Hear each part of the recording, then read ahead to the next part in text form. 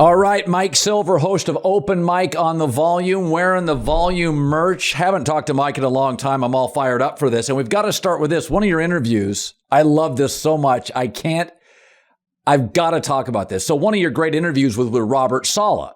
Very, just dynamic, good looking, big energy, really authentic at the mic, not a BSer, just going to come up. So I was pretty harsh on him, and I've never known if he's going to make it or not, because I do worry about defensive coach with young quarterbacks. Matt Eberflus, Justin Fields. I worry about it. I see Doug Peterson, who I was begging to get a job in Jacksonville with Trevor, and Trevor pops, like explodes.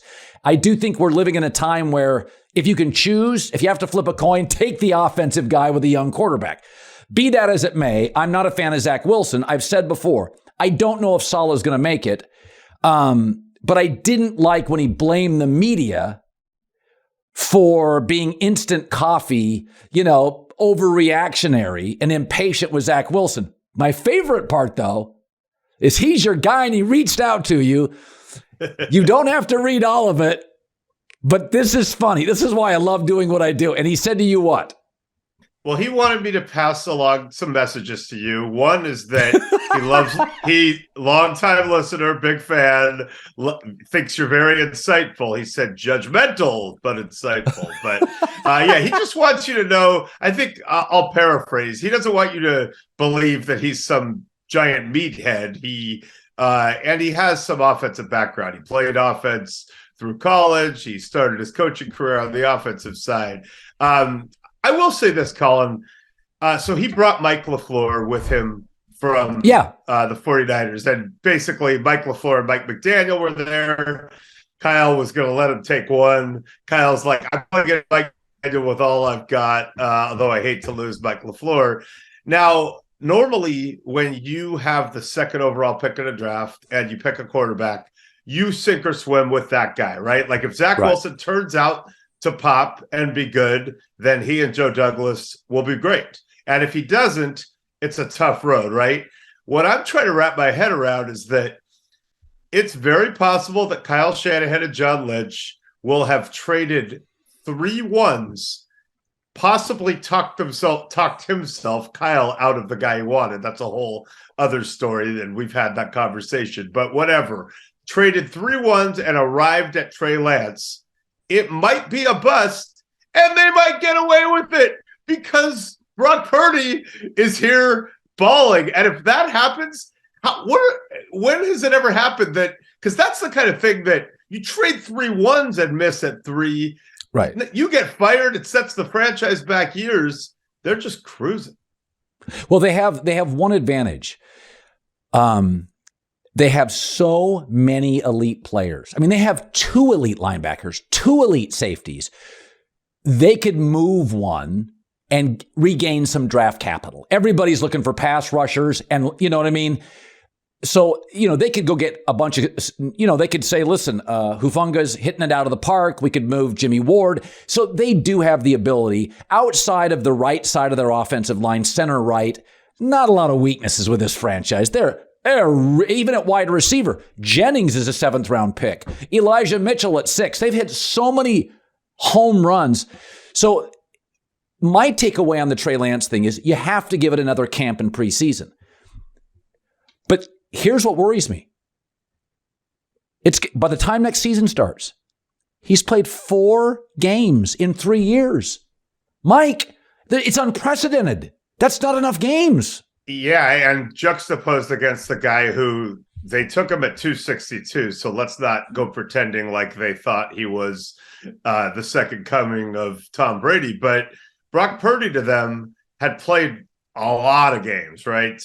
Became a starter his freshman year at Iowa State. And that showed in training camp as Trey Lance was struggling with accuracy and maybe struggling with the weight of the situation. And Jimmy Garoppolo was off on his side field, as a spectacle, just throwing, waiting to get traded, it seemed. Brock Purdy was out there going against what's clearly the best defense in football with some swag to him. And, the confidence jumped out at people. And I think that's one reason along with how he's looked, that it's worked so well since he's come in. But he was experienced in a way that Trey Lance wasn't. So, yeah, I wrote a column for the San Francisco Chronicle recently about what's going to happen next year. Brady had just come to town. And, there are really four people I was talking about, and that was Jimmy Garoppolo, who almost certainly will get paid and go elsewhere and has the power to pick his next spot because they can't tag him, nor would they, I don't think. Trey Lance, who will still be under the rookie deal, and you have so much invested in.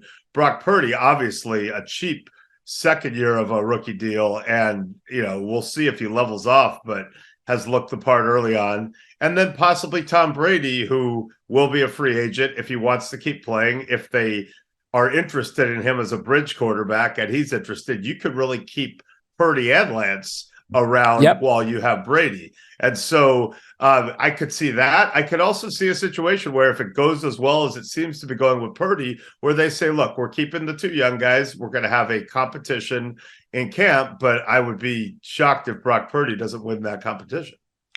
No, this is not a knock on Trey. If you look at what Kyle wants, he wanted Mac Jones, accurate. He liked Kirk Cousins, accurate. Matt Schaub. He liked Matt Schaub.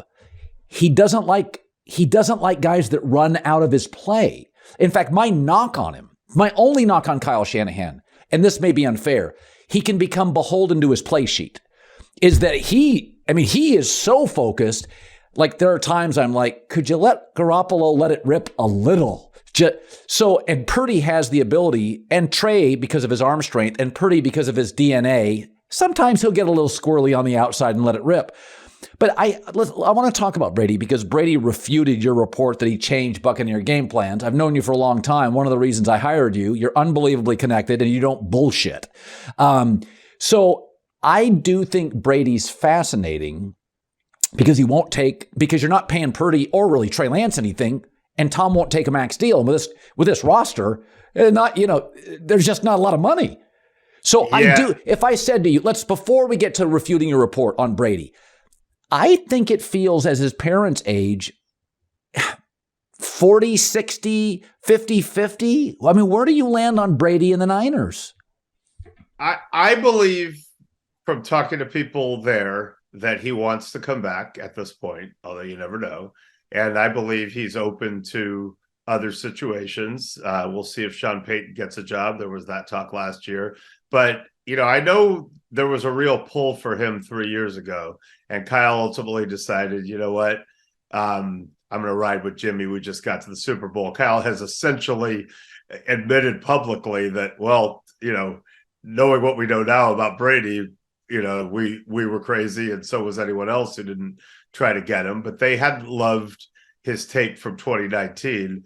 And now, he's had a couple bad games now, including against them. And we just have this, we've suspended disbelief, and we just believe he's always going to be at this level till he's 100, right? Which is not going to happen. But, there is some allure there, I think, on both sides. And, first of all, the one part of my report about Brady that we haven't talked about that I know he's not refuting because we had the conversation very vividly is that he didn't shower after that game. He's back in front of family and friends. It rains. He plays a big, long game, and he gets out of his jersey slowly and puts on his Tom Brady boxers and gets dressed and seemingly boards a cross-country flight. That's crazy rock star stuff. Like that, to me, I told him, I think that's probably your most legendary thing in the last 5 years, maybe other than the Rams comeback. Winning a Super Bowl. So I was kind of obsessed with that. As far as the other thing, so I kind of put in late in my column as a throwaway that Brady has a meeting with the skill players on Saturdays, just him and them, no coaches. And he kind of goes over the coaches, script and, okay, on this one, maybe you do this, and just tweaks it some. And everybody, the skill players know, and the coaches kind of find out on game day. I was just, when I put it in, I was trying to illustrate just how much he has on his plate. And I did not discuss that with him in the time we had together after the game, partly, honestly, because I was so obsessed with the shower thing, and partly because I just hadn't regarded it as a super significant thing when I heard it. But I think what happened is when it came out, it got taken by everyone as this incendiary thing. And I think Todd Bowles and Byron Leftwich, who also refuted it, probably thought it looks like we don't really coach and Tom is the guy running things. And Tom maybe took it as it looks like I'm going rogue. I didn't get the feeling that anybody was upset about this, that this is, and imagine if Peyton Manning were still playing at a high level and he were the same age as Tom or that age. Would you let Peyton Manning be heavily involved in tweaking the plays and telling players? Right. Of course you would. So I didn't think, the way it was portrayed to me was like, this is a good thing. We have Tom Brady. He's giving heavy input and we're all on the same page. So look, I stand by what I reported, but I do regret that I didn't get a chance to explicitly ask Tom about it. That's on me. Yeah. And by the way, I think what you said there is your takeaway was, look at how much Tom has on his plate. Right. It wasn't an indictment of the character or work ethic of the coaches. It was an illustration of this thing's been a little bit of a tire fire and Tom's having to take control of it. I've done that in my career where I say something or I tell a story and people take it to be harsh when I'm just trying to illuminate something. So I get it, but it's happened to me more than once. If you're like most men, you want to be confident and you want to look good. But finding accessories that are both high quality and stylish, it can be a challenge. That's where our friends at Vincero come in. Accessories, watches, sunglasses, jewelry. Their top tier designs are sleek and exude class. So if you're looking to stand out from the rest, it's simple. Vincero is the way to go. At Vincero Collective, their mission is simple. Build premium products that can be worn daily, yet are built to last. They design all their products in-house, in small batches, without sacrificing on style. Not only does Vincero make fantastic watches, they also offer a line of iconic sunglasses. All of their sunglasses are polarized and scratch resistant, and all the glasses are made with high quality Italian acetate and steel hinges. Vincero is the absolute perfect gift for yourself or somebody you love. Whether you're shopping for a watch, sunglasses, jewelry, you'll find that special something with Vincero Collective. For a limited time only, limited 20% off and free shipping with our exclusive code Cowherd at vincerocollective.com/Cowherd. Get 20% off and free shipping site-wide with a code Cowherd at vincerocollective.com. Support our show. Use the code Cowherd at VINCERO collective.com. Accessorize your life with style at Vincero. So many things are interesting with the 49ers. Somebody was saying this to me recently, and I apologize for anybody listening to the podcast. We were talking about this. It may have been Jason McIntyre said this on the show. Only thing worse than making a draft mistake is doubling down on it. And what's interesting about Trey Lance is because of his lack of playing and aesthetically, he has struggled with accuracy. I know this because I was told the Niners literally went and called a quarterback coach last year in preseason, I won't give his name away, and said, all hands on deck, we got an issue here. So it was a real issue. Then we watched him play twice and we're like, oh, it is an issue. It's a little Zach Wilson. He's missing layups. He's missing the easy stuff. And I don't think the Niners ask a ton of their quarterbacks. They really don't. It's kind of a Chris Paul, get the ball to the shooter, get the ball in the lane, right? You're not asking them to be Steph Curry and hit 32-footers off balance. Like sometimes Kansas City or the Chargers or the Bills ask their quarterback to be Superman. Right. So the question with Trey is, Purdy's accurate, Trey's not. What if they go to camp? Yeah, there are times where Trey was accurate. It's that he wasn't consistently accurate. And when it looked bad, it looked really bad. So here's what I would say on Trey. One thing that seems to me to be the case, and this is from talking to some people on the inside too, that athleticism that they believed they saw, when you're running circles around Montana State, that's cool, but it's not necessarily the same thing as doing it in the SEC, right? I think they thought he could get outside a little bit more than what they encountered. And he's not. Like Josh Allen could do it. Lamar, heaven knows that Justin Fields could do it, right? There's some people who can do it. And Josh played at a lower level, Wyoming, which is still higher than North Dakota State. So people were like, why was Kyle running him inside when he got hurt? Why did he keep running him inside?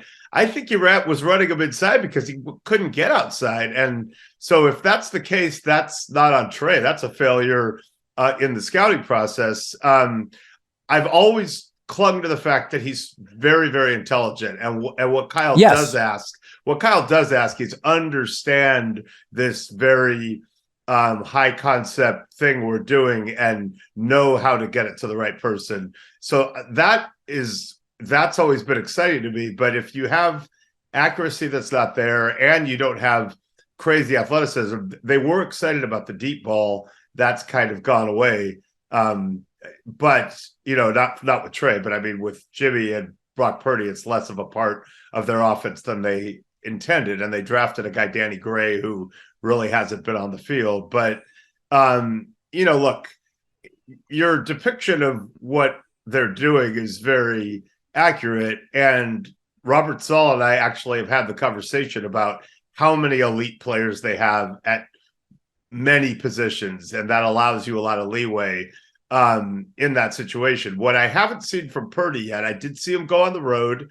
I did see him deal with a loud crowd in Seattle. I did see him play hurt, on a short week. So all that's really, uplifting. What I need to see next from Purdy is you're down 14 points in the fourth quarter, or you need to really do something special with the ball, on a deep out or something. And that the game hinges on that. Yes. And will he, no quarterback's perfect. And, look, Jimmy Garoppolo was playing at a pretty high level. If Jimmy Garoppolo got down by 14 points in the playoffs this year, had he not gotten hurt and then threw a pick, what would have happened? The world would have said he's not good enough. You can only go so far with him. Yeah. He can't win the big one. It's very possible that could happen to Brock Purdy. And given where we are in the season, it's possible that could happen in Philadelphia or in the Super Bowl or, when Tom Brady beats Dallas in the playoffs and then comes back to Levi's and rips out their souls and, whatever it is. Well, the greatest come from behind quarterback ever statistically is Patrick Mahomes, and he's the best quarterback. The great quarterbacks can do two things. Score is irrelevant. Even with Aaron Rodgers, top 10 quarterback ever, score is relevant. He's not as good from behind. Mahomes wins over 55% of the games he's trailed by 10 points. That's historically makes no sense. Wow. The second thing great quarterbacks do is beat great teams. Tua is a great example. 5-0 against non-playoff teams, dragged against 3 playoff teams. Now he'll go home against Green Bay and he'll win a game because they probably won't make the playoffs. So I think with Purdy, your concerns are very real. He's playing with a lead and he's beating meh. So when you get to the playoffs, you're at Philadelphia. You trail. I remember saying this about Baker Mayfield. Baker Mayfield, when he had Nick Chubb and throwing on 2nd and 4, Baker Mayfield was really effective. Sure. Trailing, totally different quarterback. And like, it's interesting talking about the 49ers. I'm really torn because I know how good they are and I see how they're rolling and I've gotten healthier and I feel that vibe. And I look at the NFC and I'm thinking they should win that conference, in my opinion. Not a given, but that's there. But then if you really break it down, they've beaten 2 teams that currently have winning records. That's the Dolphins, who are 8-6, and the Chargers, who are 8-6. Beat the Seahawks, who are 7-7 twice. They've lost to one team that currently has a winning record. That's the Kansas City Chiefs, and it was not close. They got rolled. Now, McCaffrey had just gotten there. They had some health issues. Charvarius Ward wasn't right. But that was not if that was a Super Bowl preview, we hope it wasn't, because the Chiefs were way better that day. So, I want to make sure I don't get too ahead of myself on it, but I saw your tweet the other night when I was working in Seattle with Brock Purdy and and I'm thinking, yeah, he might. Now, I think the counterpoint to that would be, even if Brock Purdy gets to the Super Bowl, get ready for Purdy versus Burrow, Purdy versus Allen, Purdy versus Mahomes, Purdy versus Lamar. Like, it's probably going to be one of those, like, whoa. Doesn't mean he can't win with that team. Okay, Mike Silver and I doing a lot of Niners talk.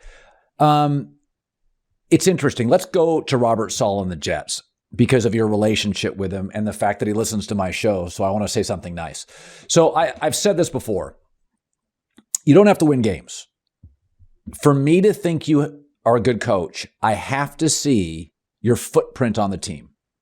Very early with Sean McDermott, the defense got good by year 2 without the players he has now. Sean McVay year 1, Lincoln Riley USC. Can't fix everything. Goff went from bust to he may make a Pro Bowl. Where Mike McDaniel and Robert Saleh have convinced me, the offense for the Dolphins may be the most creative in the league. And Saleh's fingerprints are all over that defense. He has really done an amazing job. And some of that is, Sauce Gardner and Quentin Williams. I mean, some of these are just great players. But when I look at them, that's why I know Robert Saleh can coach. Because I do think there are a lot of things that are out of your control. Look at McVay and the offensive line for the Rams this year. There's nothing you can do. They've had 14 different offensive lines. They were uniquely healthy last year. They're uniquely unhealthy this year. So, but it does raise up something interesting with Saleh, is that whereas Daniel Jones, I don't see anything special. Zach Wilson's a little too cowboy for me, Johnny Manziel. But you can see the arm. Like, you can see the feet. Yeah. The question becomes, because I think Saleh is in no danger. I think everybody gets he knows what he's doing. Shouldn't be, yeah. But we said this earlier. The only thing worse than making a mistake on a quarterback in the first round is doubling down on it. How long do you give Zach Wilson? Because Mike White, my eyes tell me today, is a better NFL quarterback. And I think that's why they made the move, right? You don't want to make that move franchise building wise. You just don't want to make that move. Even if it's, we'll put the young guy out for a little bit. He can sit and watch and gather himself.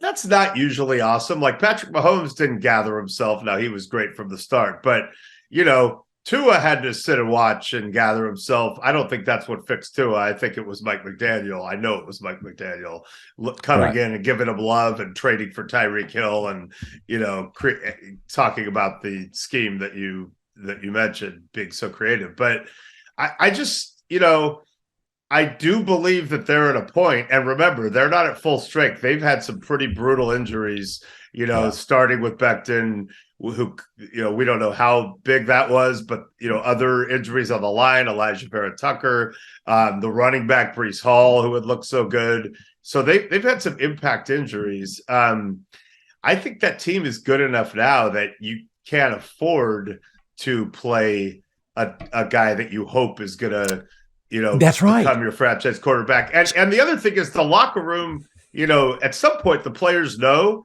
and that's not okay. Like, you think Dwayne Brown, who's there at the end of his career, or some of these guys want to hear that, like, well, maybe in a couple of years, this will be great for the Jets. They're like, dude, I'm out there, trying to win right now. And great point.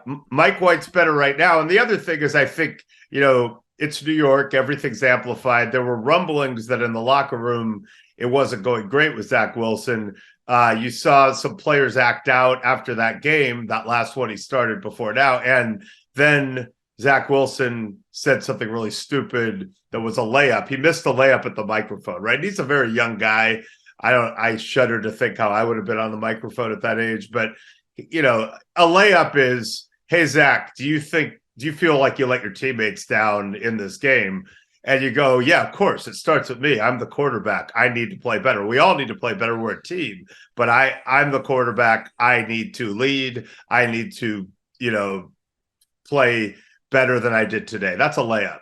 And when your answer is like, not me, if you were already struggling in the locker room, that hurts you. Saleh saw that, put it all together, and was like, okay, we can't, no more playtime. We're trying to win a game now. And I don't think Robert Saleh looks at Mike White. I haven't had this conversation with him, but I don't believe he looks at Mike White and goes, hey, that's my Joe Montana. I think he's just like, this guy's better now. And if we blew that pick, it's going to be hard to survive it, but we're going to have to figure that out after the season, or maybe he'll mature and get better. And you're right. You do see, we haven't seen it as much with Lance, but we've barely seen Lance.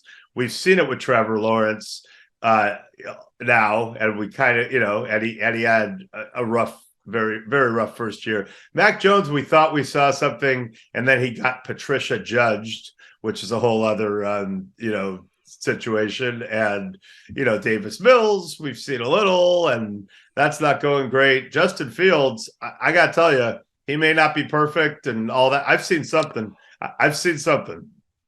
Yeah, no, he's there. What I worry about: Jalen Hurts hurt, Lamar hurt, Trey Lance got hurt running. Now Matt Stafford's also hurt. Josh Allen would be hurt, but he's 6'6", 260. That helps.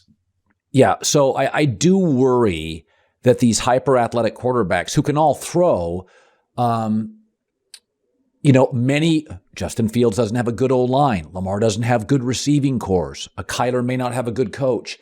That when you're hyper athletic, by the way, Josh Allen doesn't have a consistent run game or offensive line, that when you're hyper athletic and things aren't going well, high school and college, your makeup is, I'm out, I'm moving.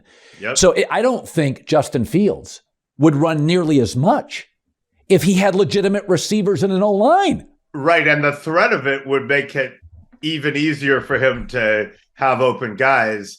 I think the other point is over time, like I'm not concerned about Josh Allen right now getting hurt as much as I am, but Cam Newton had a short career. Ben Roethlisberger had to change because it built up, all those extending plays. He had to get rid of the ball, much more quickly toward the end.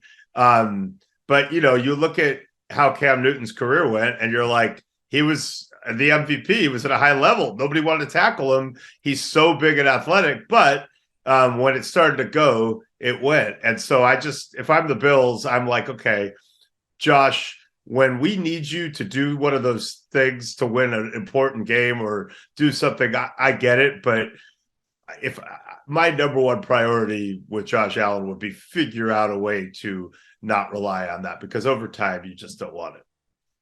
Yeah, Big Ben and Cam Newton. You don't feel those. And, it's almost like Steve Young had a short career, right? And I covered that. And Steve Young's impulse was get out and go. Now, Mike Shanahan came in as the offensive coordinator and really crafted a guy who would sit back and read more. And he threw 6 touchdowns in the Super Bowl and, whatever. But, he had a short career too. So I think it doesn't mean, by the way, the Bills would take a short career of what they have now. He's incredible, but you'd rather have it be longer.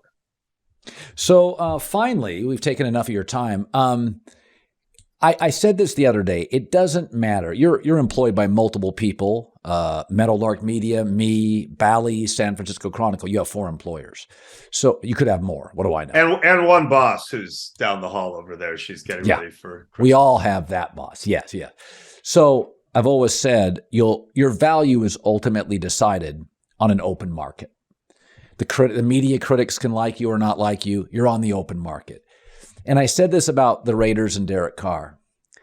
It may be time. I think you can make a valid argument that the Raiders can move off him because they've got some holes. And I think you can get a first and a fifth or a first and a fourth for him. Maybe it's a second and a fourth. I don't know. But I also think Derek would have a very dynamic market. I think if you put him in New York with that defense and Breece Hall, hello, that's a playoff team. So it's interesting. you can be two things at once. Have an excellent market, and the Raiders need to rebuild. He's not a dead cap hit, and Will Levis has a big arm. Josh McDaniels, look what he did to Mac Jones year one. Look what's happened to him since he left. What do you make of Carr, the Raiders? Because I can see, Mike, them saying, we like him. But if we can get a second one and a second three, because I think they already have 2 5s, multiple 6s. What do you make of the Raiders situation? Yeah, that's a great point. And I'm going to see them in a couple of weeks and I'll have a stronger opinion. But, I think here's why that makes sense. Number one, the owner had the wandering eye for years on Carr. He wanted Russell Wilson. He was just kind of like, hey, can we get a superstar for the move to Vegas? I think they paid enough guys around him that you could benefit from a situation where your quarterback is on a rookie deal at first, right? Because you paid Waller, you paid Renfro, you paid Devontae. Now, Devontae came there because of Derek Carr, so you got to deal with the politics of that. But you paid Crosby, as you should. You paid Chandler Jones. Maybe you wish you hadn't, although you do now after one play. But, so I think that's it. I do think Derek Carr would have a big market. And by the way, Garoppolo as a bridge quarterback would be on the table for Josh, depending on how he feels about him. I think this is what I would say about Derek Carr. He's very intelligent. You could definitely win with him. He's not going to elevate you the way Mahomes does, who can. But the sneaky thing about Derek Carr that people don't really talk about is his clutch performance metrics are, and maybe I know this more because I covered a lot of Raider games when he was in Oakland. He's got a lot of come from behind victories, clutch wins, fourth quarter. It's not an anomaly. His numbers are very, very close to the top since he's been in the league. And I have to go look that up again. There's different ways to measure it. But he's a guy who can take you back when you're down at the end and lead that game-winning drive. So, I think he'd have a real market. Some new guys are going to come into the league. And Jimmy's out there, but really, it's not like we have this crazy abundance of, frontline quarterbacks. And he would probably be the most attractive free agent on the market other than, in recent years, other than Russell, who was kind of an anomaly. That's right. And Brady, who was an anomaly. He'd probably be the guy that got the most interest.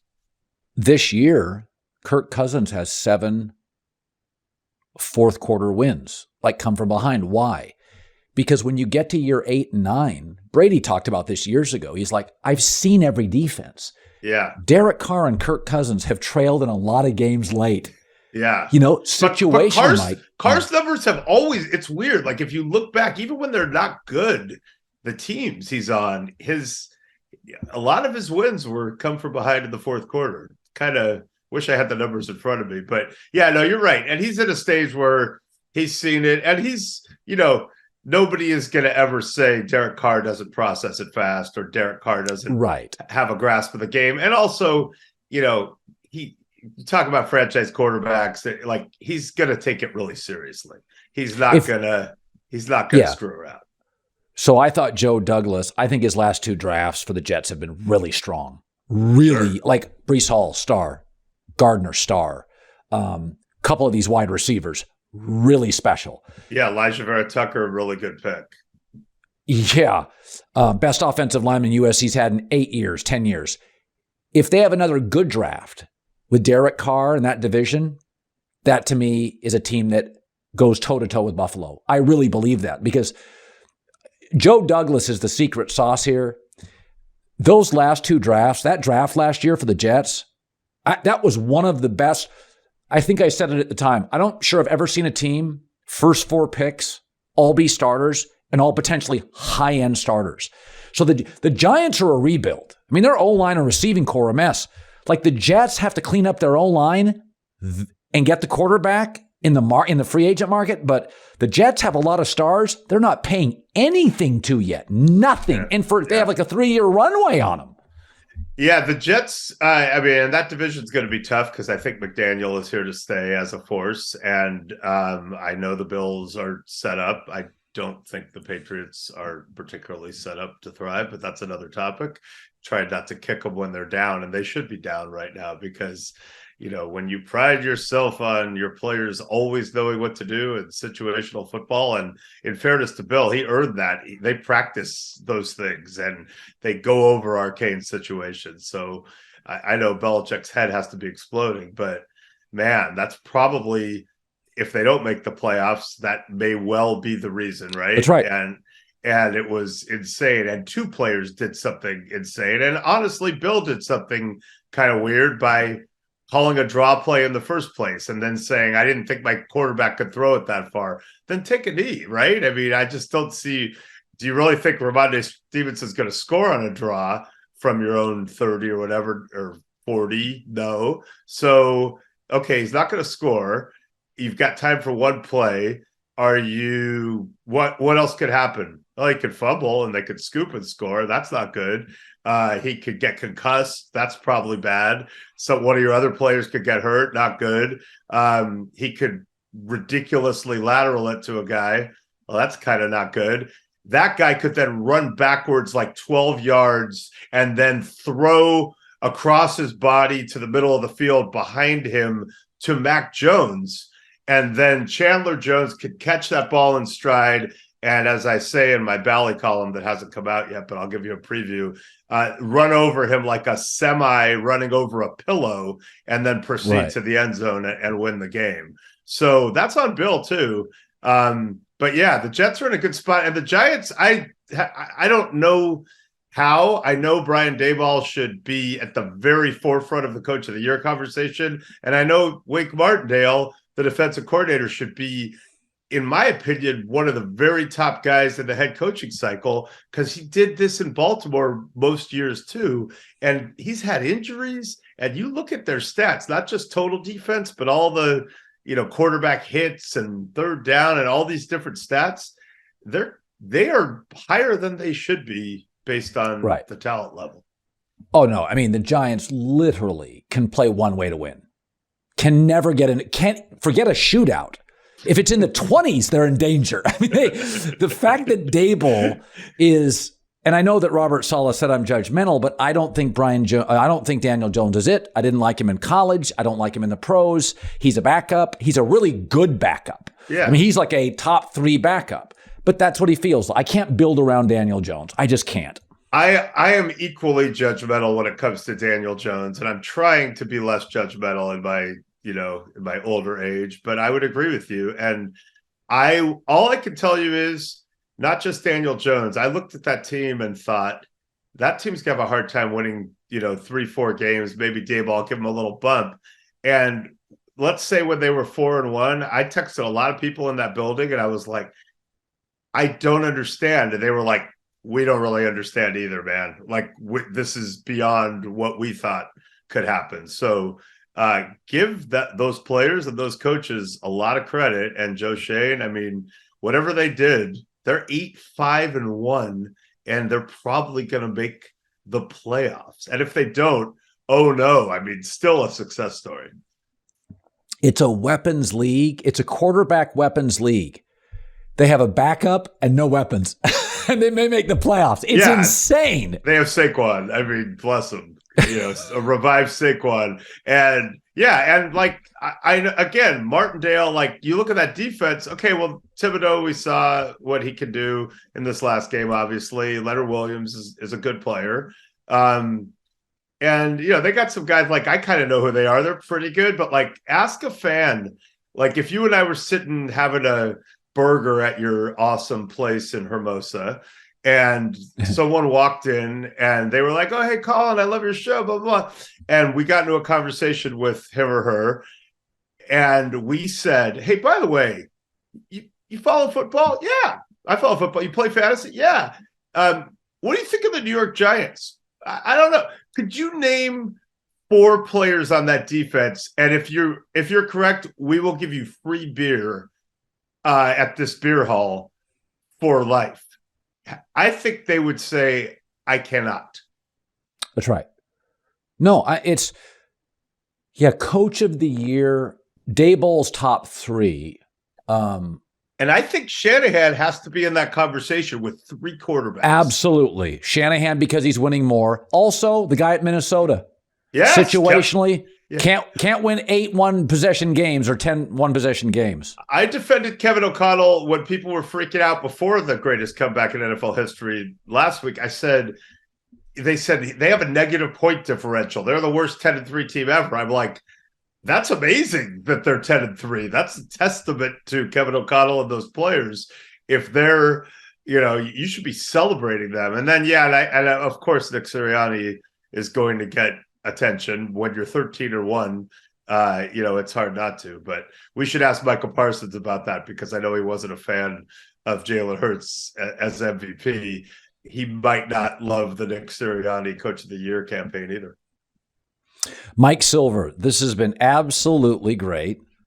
So much fun. Can I read you one? I just got a text, and I checked it while we were on the air because I saw the initials about 20 minutes ago. The text is from Robert Saleh, and it says, "Cowherd, give a response to my message, ? So he was following up, and I'm going to text him back now, and I'm going to say, yes, he did, and it will be on this podcast. And like the rest of America, I'm sure the head coach of the Jets will be tuning in and with great interest. No, I'm not. I've said on before, the volume. I'm not. I've said 10 times on the air, I can see his impact all over that team. But when he pushes back on the, listen, I don't mind being ripped. I get ripped, but the critics don't like me, whatever. I get it. But I think it's unfair because Robert benched him. I didn't bench Zach Wilson. Robert did. And he pissed Robert off in a press conference, not me. You didn't draft him. You didn't bench him. You did not. Yeah, you did not monitor his press conference. But, and look, man, I'm all about the quarterback revival story. You mentioned Daniel Jones, Geno Smith, Jimmy this year. Who saw that coming? Zach Wilson, Tua. Like, it's there, man. Maybe there's a quarterback revival story for Zach Wilson, and this will just make it all the more dramatic. Great talking to you, buddy. Right on. Thank you.